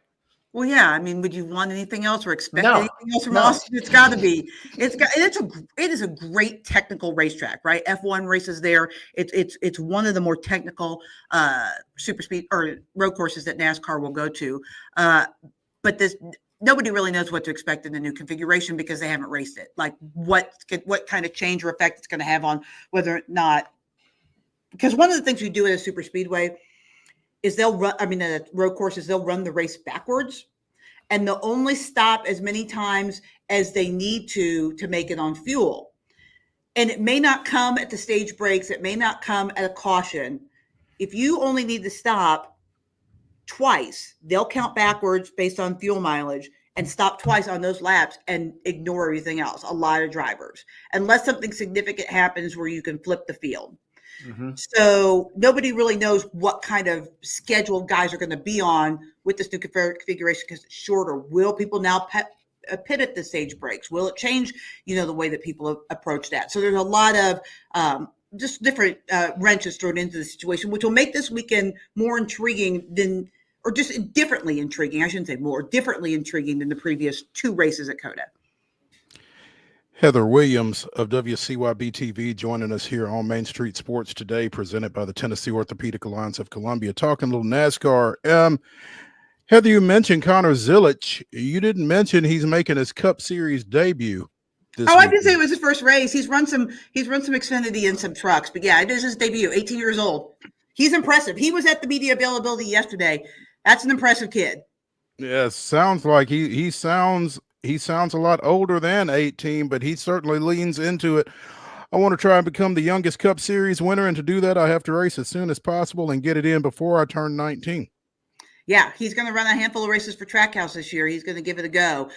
I mean, as good of an accomplished as a road course racer as he is, and as good as the Trackhouse equipment is, I mean, they've won on road courses. Daniel and SVG and Ross have all run on road courses. I don't see why he can't get a win. He's got all the goods to do it for sure. Wow.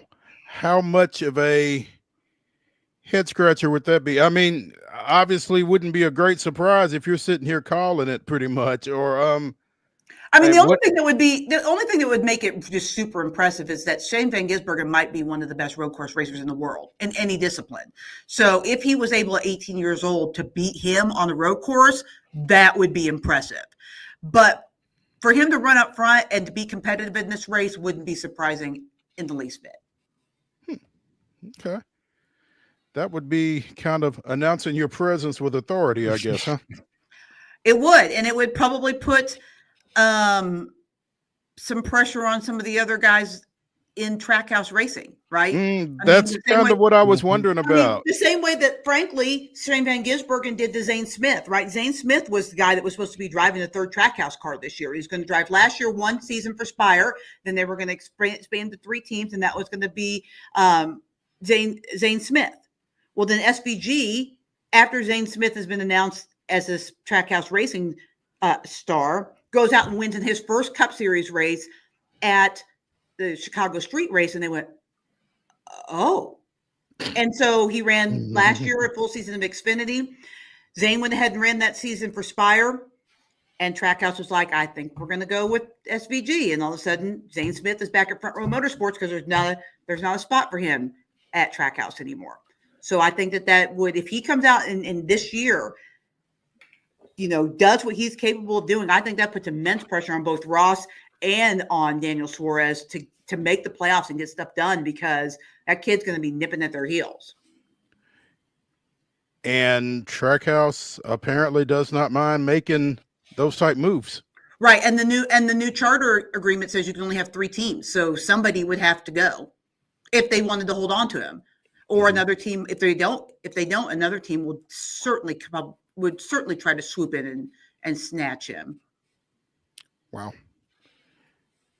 Drama at track always. house. I mean, it's never too soon to talk silly season in NASCAR. Well, and already again, drama at track house. We've already had the pit bull situation over there that we still don't know a whole lot about, but now we got some driver. Well, to be fair, intrigue. It's not just a track house thing. Those kinds of things are always going on, right? Because just for instance, 2311 just signed a development contract with Corey Heim, who's probably considered at this point to be the best driver not in the Cup Series. And he's going to run a handful of Cup races for 2311. Well, same deal, right? They have 3 Cup Series drivers. They can't add another team. If Corey comes out there and starts crushing it, what do? Right? There's pressure on Bubba and Tyler and Riley Herbst, right? You got to perform because there's this kid really ready, willing, and able, and proved it to come in and take your place. So, I mean, it's not just a dynamic at Trackhouse. And all these teams have either Xfinity Series teams or Cup Series development teams or test drivers or whatever that are sitting there waiting for a Cup Series seat to open up. That's why they're so precious, and why a guy like Corey LaJoie would rather run a part-time series in the Cup Series and an Xfinity Series ride, because once you're considered a Cup driver, going back is tough. Some drivers have done it. Daniel Hemrick's doing it this year. Harrison Burton's doing it this year because they want to prove that they can win on other levels. But man, once you give up that Cup Series ride, there's no guarantee that there will be one back for you whenever you decide you're ready to come back to the series. Heather Williams of WCYB-TV joining us here on Main Street Sports today. Other than Zilich, who are you watching here this weekend? Like I said, obviously St. Van Gisbergen, and those are probably the top 2. But really, I mean, there are so many guys in the Cup Series that have made themselves good road course racers. Chase Elliott, although not so much in this next gen car, his teammate Alex Bowman won the street race last year. That's a guy to keep your eye on. Kyle Larson won the Roval last year. He's obviously, a very good road course racer. There's a lot of guys, but those would probably be the top guys that I would keep my eye on. As I mentioned, Ross Chastain got his first Cup Series race at COTA 2 or 3 years ago. So that's another guy. Lots of Chevys. I would expect Chevys to be up front for sure. Okay. Sounds good. Heather, we appreciate it. Thanks for joining us. Look forward to catching up with you next week. Sure thing, guys. Thanks for having me. Thank you, Heather. Let's take a break here on Main Street Sports today, presented by the Tennessee Orthopedic Alliance of Columbia. When we come back, it'll be the final segment of the show. It's Wild and Wacky Wednesday. Wade and I will bring you the weirdest, wildest, wackiest, and most wondrous news from across the globe. Stick around.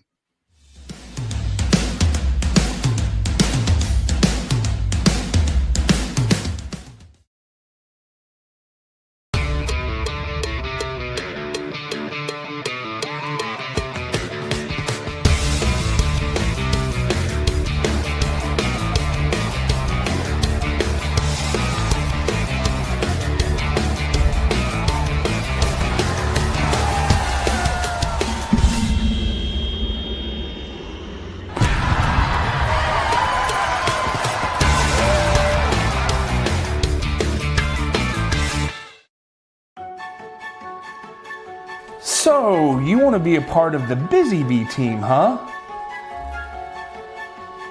Well, how do you see yourself fitting into the organization? Oh, I get it. You want to be a weather bee.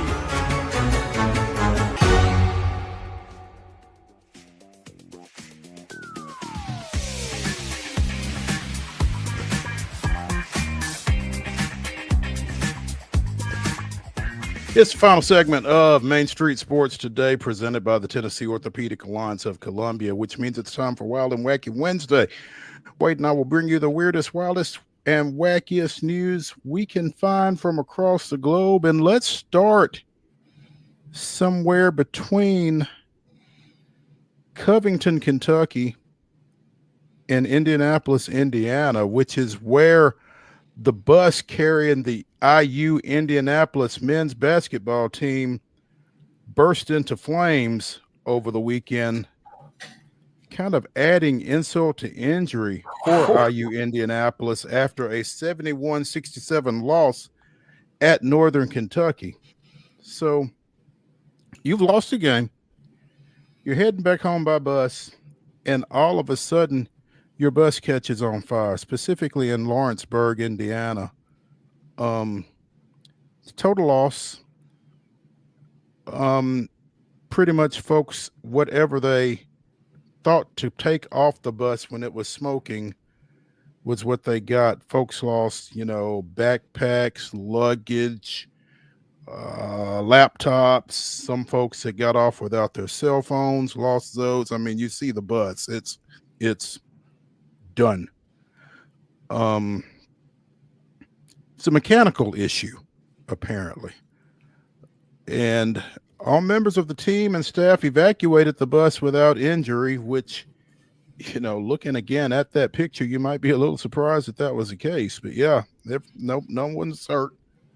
But the bus is Dunsky, and they were transported to an area restaurant where a second bus was sent to pick them up and get them back to campus. But that's a little nightmarish, I dare say.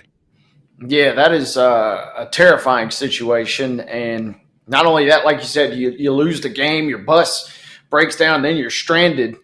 Life on the road, not quite as glamorous. Chip may make it seem out to be kind of glamorous sometimes, but it ain't that glamorous. After working in NAI realm for a long time, it is a dicey proposition at best. And man, like you said, just glad that everybody is safe, because that was a rough looking situation there. It really is. I mean,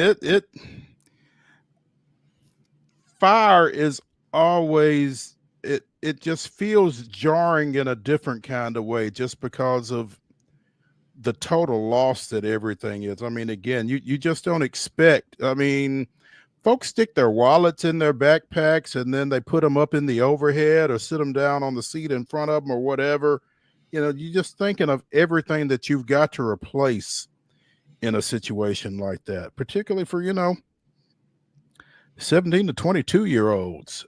That's just a jarring situation all the way around, I would think. You hate for anybody to have to deal with that. So wish them the best as they try to bounce back from this. Oh, and play a little ball. Yeah, 9-29 on the year, and all of a sudden you're like, or 9-20 rather on the season. You're like, hurry up, let's get this thing to the finish line. Luckily for them, most importantly for them, their last two games, they're at home. So that shouldn't be funny, but it is. I mean, yeah, we ain't got to worry. We got a lot to worry about, but that ain't among them. No, our bus won't be catching on fire anymore this year. So, wow, we've got more pictures. Oh, goodness gracious. I mean, that's just a frame, basically. I mean, you wouldn't even want to do we wouldn't even want to do a podcast in that bus, if you catch my drift there, because that is chilling right there. It really is, man. You just don't think of a bus doing that. And just riding down the road, and all of a sudden you start smelling smoke or seeing smoke or whatever, and here you are. That's jarring. Again, I hate to overuse it, but that's kind of the best phrase I can come up with for it. It's kind of nuts. Staying in the sports realm, we talked a couple of months ago, I guess, about former ESPN NBA reporter Adrian Wojnarowski stepping away from that and becoming general manager of his alma mater's men's basketball team at St. Bonaventure. Well, Woj is apparently doing some spring clean and getting rid of cell phones, press passes, and offering dinner dates in a bid to raise NIL funds for the St. Bonnie's program. His ESPN ID badge, various press passes, and several iPhones he used to break news, including the one announcing his departure from ESPN for St. Bonaventure back in September, are up for bid. Minimum bids from $90 for his 2023 NBA All-Star Game credential to $525 for the phone that he used to announce the NBA suspending play back in 2020 because of the pandemic. And, you know, similarly to what we've said about folks buying tickets to the NFL Combine, it'll be interesting to see who bids on this kind of stuff. I mean, it's not just anybody that this stuff has value to, but I guess it has value to somebody. Yeah. You know, I'm immediately thinking, hey, if I need a new phone, depending on what model it is, you know, maybe a chance to get a little signature kind of model there. You know, 2020, there's been about 3 new iPhone iterations since then, so it's probably going to be a little too outdated to really want to use. But, you know, maybe toss a bid, throw a couple shekels towards St. Bonnie's. And, I mean, imagine that. That's ultimate flex, right? You're walking around saying, hey, this is the Woj phone. I mean, you right. kind of got a little cred. I'm assuming you go ahead and activate that thing and you keep it at that point. I would guess. I mean, if I'm going to have it, I'm going to try to get some use out of it. So, yeah. A couple of weeks ago, we talked about a house on Cape Cod that was, it just seemed like it was any minute going to fall into the Cape because of the eroding shoreline underneath it. That home has been demolished. It's been stripped down to the concrete foundation and a chimney, basically. 5,100 square foot custom home, threatened oyster beds in a nearby harbor. And apparently, you know, dispute over whether or not it would be removed had gotten it to that point. But a couple of days ago, pieces of the house were removed by trucks. And again, yesterday there was only the concrete slab, a chimney, and a generator. Everything else was gone. So I don't know if that concrete slab, you would think it's got to be removed too, because it could still fall in as that shoreline continues to erode. Yeah, and you know, we had also talked. You buy that house, you kind of knew what you were getting into. You probably were hoping to get a little more use out of it than you did, and now all of a sudden you're seeing your luxury spot removed right before your very eyes. It's just, I'm just kind of speechless looking at this. I mean, the last time it was sold, it was for $5.5 million.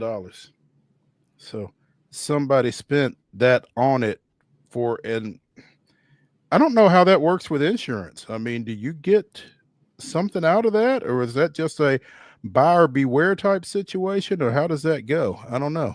It's pretty intriguing, but $5 million house just got demolished this weekend on Cape Cod. Whew. Yeah. In Michigan, a veterinarian who I guess considered themselves being a good Samaritan finds herself facing theft charges for unhooking a dog from the back of a truck that belonged to an unhoused individual, and said individual wants his dog back. Amanda Hergenreeder untied a distressed dog from a truck, took the dog to her clinic 2 hours away, performed procedures to relieve a severe urinary tract infection and removed a rotten tooth. Named the 16-year-old pit bull mix Bigby, says he is thriving almost 4 months after the fact. Bigby wasn't lost, according to a prosecutor. Said he belonged to Chris Hamilton, who, again, is unhoused in the Grand Rapids area and claims ownership of Vinny. I just want my dog back. I had my dog 15 years, never neglected him, and, we loved each other. I mean, I felt like I lost part of my body after that. Never felt the same after losing him. Again, filed charges. Hergen Reader is facing charges of, a misdemeanor charge of larceny, which carries a maximum sentence of 3 months in jail. Jury selection is set for March 6th. The prosecutor, Chris Becker, says you don't have a right to just take something because you feel something's wrong. People have a very big attachment to their animals, no matter where you are in life, what your stature is in life, be it rich, poor, whatever it is. This is something that's important to an individual. I would suggest that veterinarian Amanda Hergenreeder just cut her losses and give Chris Hamilton Vinny back. Yeah, give Vinny back. Give Vinny back, and also, better be careful just going and grabbing people's dogs. This could have been a lot worse than Yeah. it is right now, actually. I mean, she's just facing misdemeanor charges. I mean, what if Chris had walked up on her while all that was going on? Yeah, it wouldn't be the only charges we're talking about right now. Yeah, she wouldn't be the only one facing them probably either. So yeah, this is a bad situation, but like I said, it could be a whole lot worse. Amanda, give the man his dog back. Come on now. Props to her for trying to do the good thing. But yeah. Hopefully just, you can't just be snatching people's dogs. I mean, if that were the case, you walk down the street, hey, that dog looks a little sickly. You can't just be grabbing dogs off the street. Driving 2 hours, too. That's a hell of a commitment right there. Man, I'm not sure. I mean, I start to say I'm not sure what she was thinking. She felt like she was doing the right thing. But I think once you find out that dog's got an owner, I would think that the fact that it was tied to a truck would kind of indicate something to you. But the fact that the dog's got an owner, okay, you cleared up that UTI, you got the tooth taken care of. Again, cut your losses, give the dog back. Maybe you get a thank you, an attaboy out of the situation, and you go on about your business. But this whole thing going to court and everything, I just don't think that you as a veterinarian are going to win right here. Mm-mm.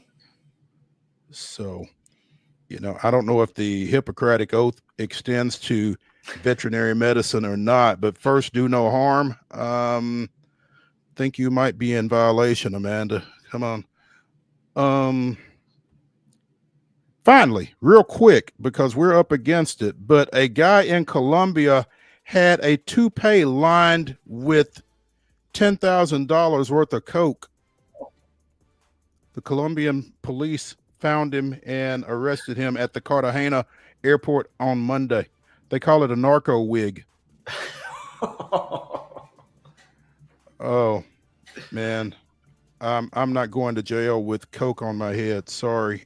Anyway. Yeah, I ain't going to jail with a wig, let alone with coke and a wig. Come on now. Yeah, you got to be smarter than that. Just bring it home. Yeah, that's going to do it for Wild and Wacky Wednesday. That's going to do it for Main Street Sports Today, presented by the Tennessee Orthopedic Alliance of Columbia. Come back tomorrow at 2 o'clock. We got another great show for you. Looking forward to it. We will see y'all then.